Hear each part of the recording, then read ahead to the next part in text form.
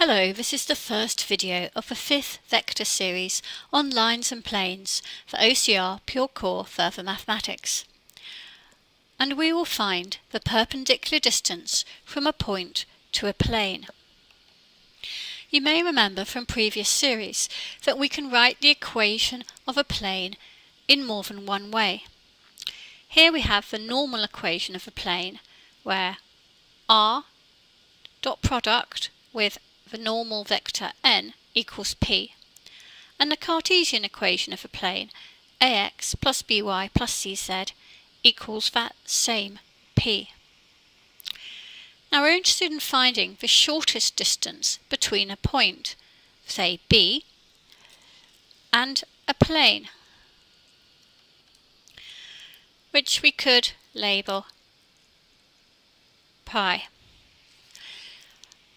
And we remember that the shortest distance is also the perpendicular distance.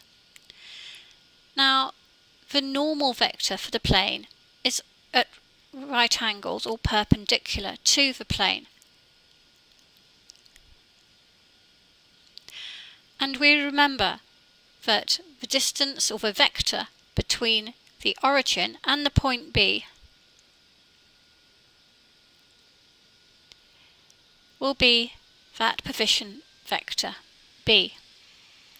There is a formula given in the OCR formula booklet for the distance between a point and a plane, as we can see here, where this distance D, which is the shortest or perpendicular distance, equals the modulus of the dot product between position vector B and the normal plane, minus the P, which is the value we can take from either form of the equation of a plane, divided by the magnitude of the normal vector. The proof for this formula is beyond the specification, but it would involve the equation of a line through B going in the direction of the normal vector n, and finding the intersection of this line with the plane. This would then allow you to find that distance d. So in this example here, where we're asked to find the shortest distance from a point to a plane, where the plane is given using the normal equation, we want to use this formula. So let's identify the vector b. Well, this will be 1, 3 and 3. And the normal vector n, we can see from that plane equation, is 2 minus 1 minus 2. And we can see that value of p is 1. So we have the components that we need for the formula. Let's work out b dot product with n.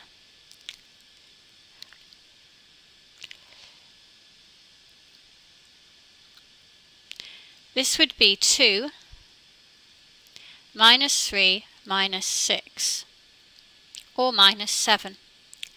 The magnitude of the normal vector n we work out by taking the square root of 2 squared, minus 1 squared, and minus 2 squared, which will give us 3. Therefore, all we need to do is to substitute into the formula, where we have that dot product minus 7 minus the p value all over that length 3. This will give us 8 over 3. It's worth noting that the use of the modulus sign in the formula, as shown here, means that the distance we get will always be positive. Here we are asked to find the perpendicular distance, and the equation to the plane is given. It's a Cartesian equation, and the position vector is given in the form 12i plus 5j plus 3k. So, just identifying again, we know that that position vector can be written in the form 12, 5, 3. We can see that the normal vector can be taken from the Cartesian equation 1, 2, minus 1. And we can see that the p-value is 5.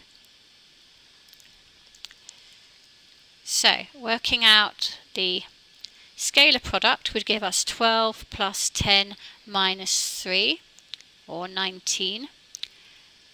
And the magnitude of a normal, we would square root the square of those components, and that would give us root 6.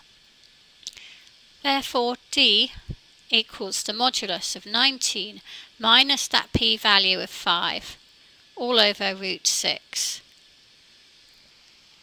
14 over root 6.